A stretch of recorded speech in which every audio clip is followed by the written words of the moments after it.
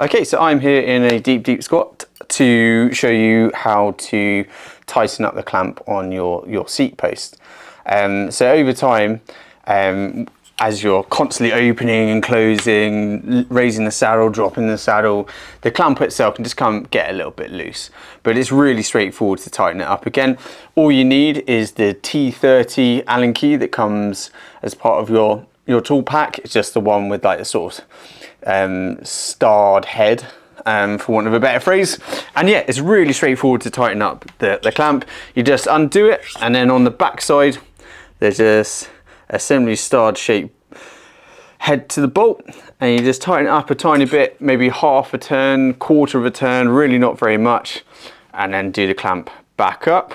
Now just be careful with this, don't go crazy in terms of tightening it up, because it can be quite easy to actually break the clamp itself. So just be a little bit conservative with it. You're only doing it up enough so that the saddle, the seat post, won't drop off its own accord. So there you go.